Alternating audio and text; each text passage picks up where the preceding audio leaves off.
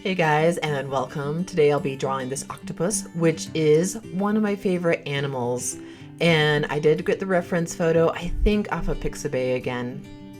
So I'll be using Big Pen, mostly in blue, but you can see a little bit of yellow and red.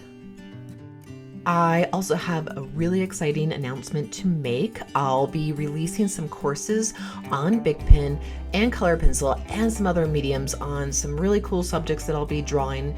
So you could actually go to my website right now, sign up to be on my email list. I'm also releasing a gift with that, which will be a short tutorial right now that I put together on Big Pen, and I'll be drawing an eye in that tutorial, and that you can get for free. So head over to my website right now. That is tyblue.com.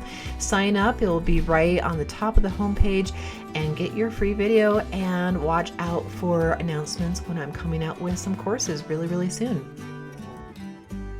Okay, so getting into this time lapse, I just want to share some of my thoughts and perspective here. I did experiment with this one, and I did use some yellow and red Big Pen. Red is pretty easy to find, but the yellow is a little bit difficult to find. I did use the Big Pen that has like the 4 pins within it, and you kind of click on which color you want. Hopefully that makes sense. And that's the only way I could find yellow in the Big Pen. I'm not entirely sure if I really enjoyed the yellow and red. I think that's still something I want to experiment with more so in the future, but I think just using the blue is gorgeous all by itself. And also I want to do some like monochromatic drawings with maybe just red or green or purple in the future as well, so look out for those. Okay, so getting into cross-hatching and scribbles, I won't go into too much depth here. Again, you can find those on my future tutorials, as well as that video that you can download now. But I always start off usually with the hatching. It certainly doesn't have to be that way. It's, I think, definitely a personal preference. So I like to do a little bit of both for sure. And I definitely like to lay down that hatching, get the values down, get to that darkness that I'm desiring, and then kind of go in with texture on top of that. And when I am drawing, I am really studying that reference photo so much. I mean, to the point that I am perhaps looking at the reference photo sometimes more than I'm looking at my own drawing. I really want to get in the details. I want to make sure I'm getting in the values. And you want to kind of keep your place, so to say, when you're studying your reference photo, so that you're not trying to just summarize the piece in your drawing. If that makes sense, you're really capturing the details in the spots that you are at within the reference photo on your drawing. So I'm adding the background in while I'm drawing my main subject, the octopus here, because I find that it's easier for me to get the values right within the octopus by having the background in. And if you're just drawing with a white background, sometimes it's hard to tell how dark you should go. So this is kind of something I've gone back and forth with in my drawings, and something I'm still experimenting with is drawing in that background either first or as you go along with your main subject. And I think what I'm finding is that the background needs to be drawn in there either with the main subject or beforehand, because it's just so hard to get the values right with like that stark white background.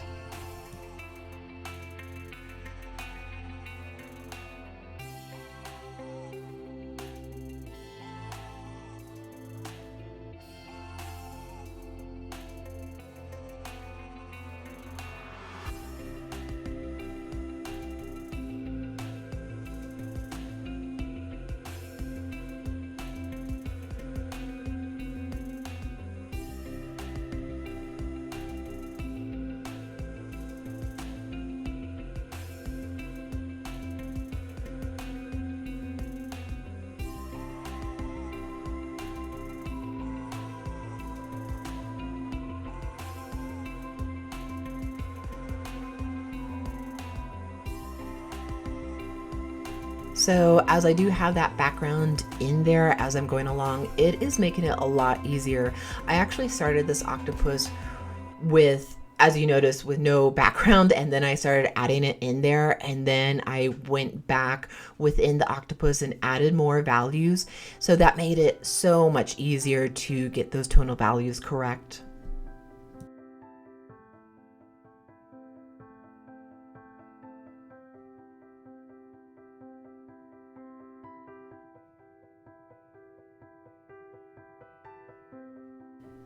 And just know that there are different types of Bic pen thicknesses. So you'll notice that the orange cartridge is going to be a fine point pen.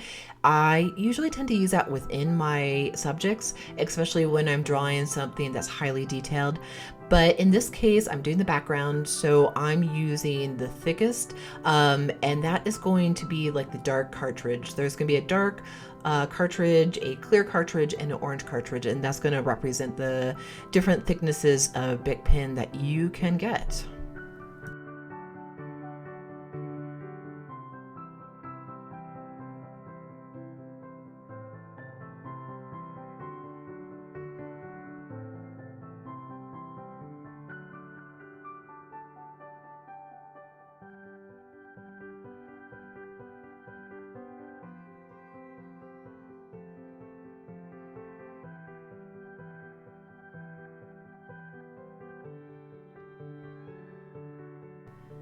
So I think in drawing the head in this particular piece, it shows the best example of the hatching, cross hatching, and scribbles that I do throughout this drawing. You can see me do the hatching first, put down those base values, and then go over it with the scribbles, which kind of helps me put in the textures of this octopus.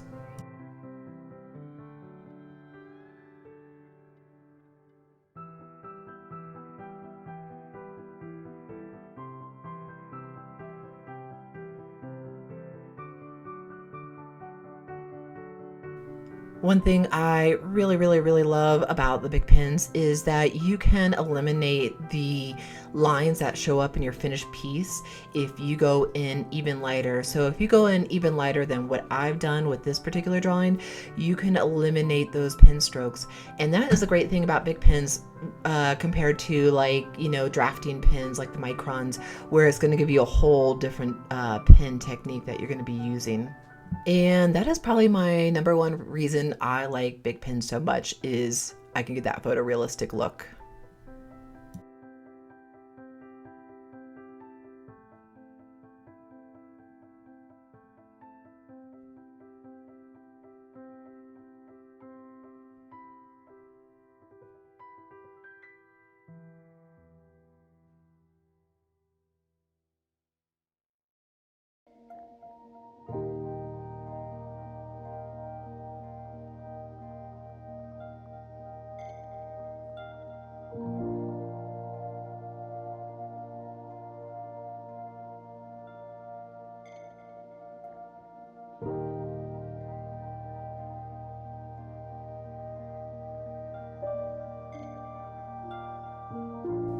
So don't forget, guys, I'm really excited to be releasing this, but head over to my website, tyblueart.com, get your free video, and stay updated on my courses that I'll be releasing in the near future, as well as the videos that I'll be releasing here on YouTube. As always, thank you so much for joining me on this time-lapse video, and watch out for more in the future. Hit the like, hit the subscribe, and have a great day. I'll see you again next time. Thank you so much. Bye.